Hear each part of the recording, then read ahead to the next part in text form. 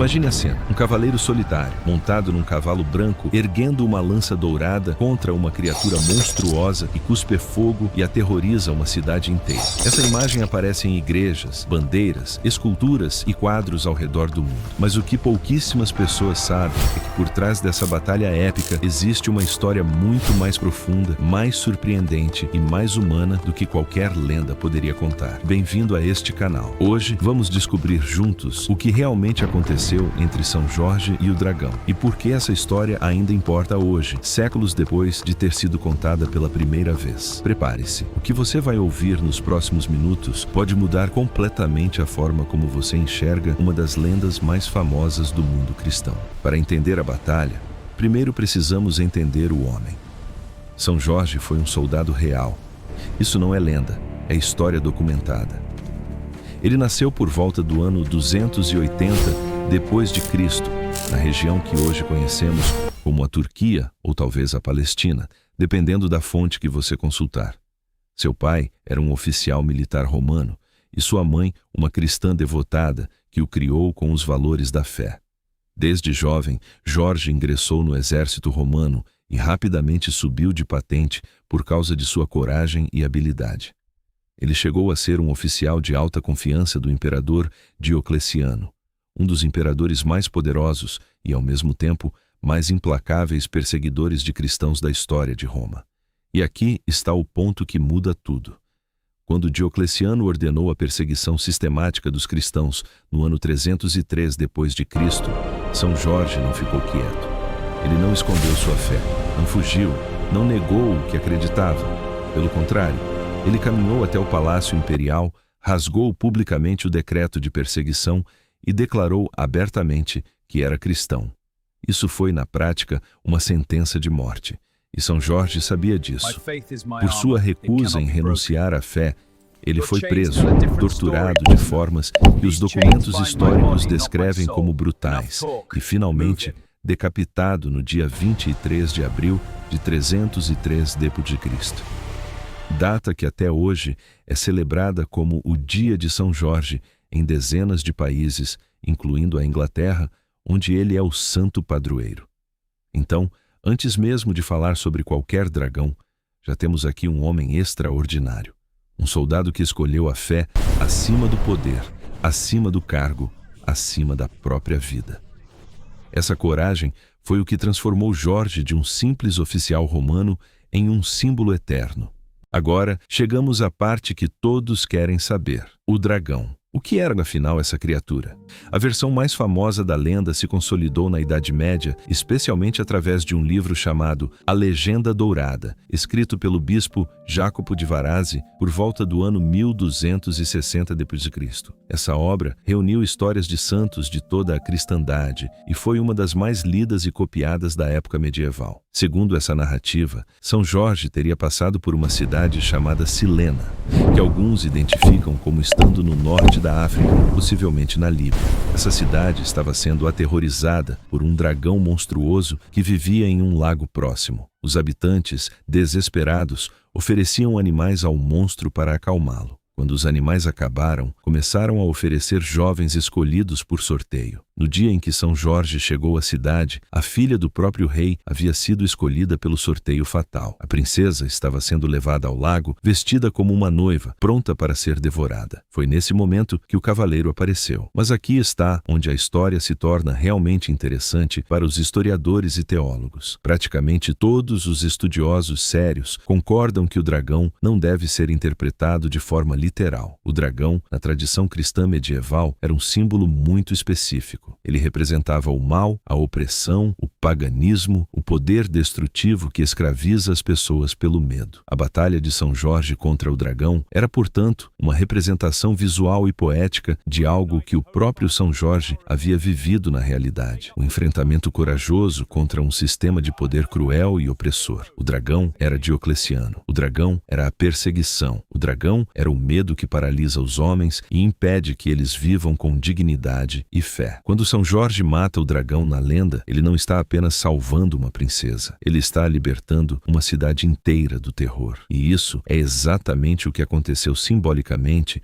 quando ele, um soldado real, escolheu enfrentar o imperador mais poderoso do mundo romano e dizer: não vou negar o que acredito, não importa o preço. Ele não está apenas salvando uma princesa, ele está libertando uma cidade inteira do terror. E isso é exatamente o que aconteceu simbolicamente quando ele, um soldado real, escolheu enfrentar o imperador mais poderoso do mundo romano e dizer: não vou negar o que acredito, não importa o preço. O que é fascinante é perceber como a história de São Jorge viajou pelo mundo e se adaptou a culturas completamente diferentes, mantendo sempre esse núcleo central de coragem, proteção e fé. Na Inglaterra, São Jorge foi proclamado santo padroeiro no século XIV, e sua imagem se tornou símbolo do próprio espírito britânico. O guerreiro que defende os fracos, que enfrenta o impossível sem recuar. A cruz de São Jorge, uma cruz vermelha sobre fundo branco, está hoje no coração da bandeira do Reino Unido. Nos Estados Unidos, a devoção a São Jorge chegou junto com os primeiros colonizadores europeus e cresceu ao longo dos séculos. Hoje, existem dezenas de igrejas, paróquias e comunidades religiosas dedicadas a São Jorge, espalhadas pelo país, de Nova York à Califórnia.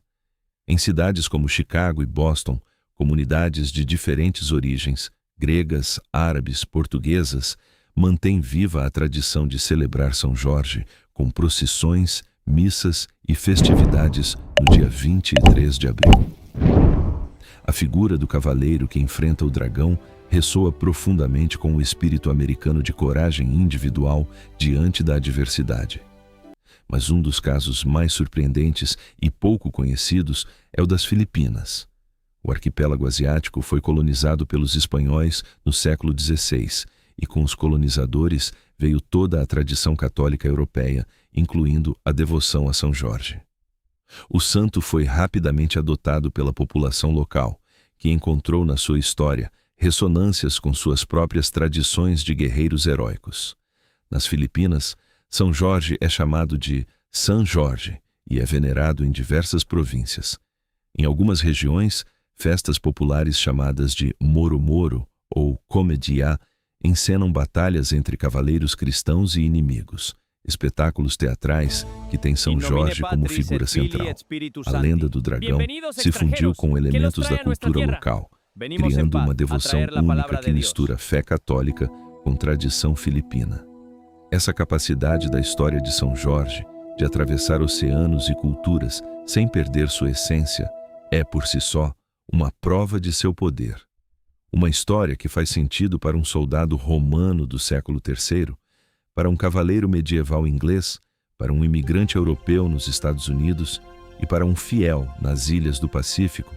Essa é uma história que toca algo universal na natureza humana. Você pode estar se perguntando, mas e as evidências? O que os arqueólogos e historiadores realmente encontraram? A existência histórica de São Jorge é amplamente aceita pelos estudiosos. O historiador eclesiástico Eusébio de Cesareia, que viveu na mesma época de São Jorge, menciona um soldado cristão de alta patente que foi martirizado durante a perseguição de Diocleciano, embora não cite o nome Jorge diretamente. A data e os detalhes batem.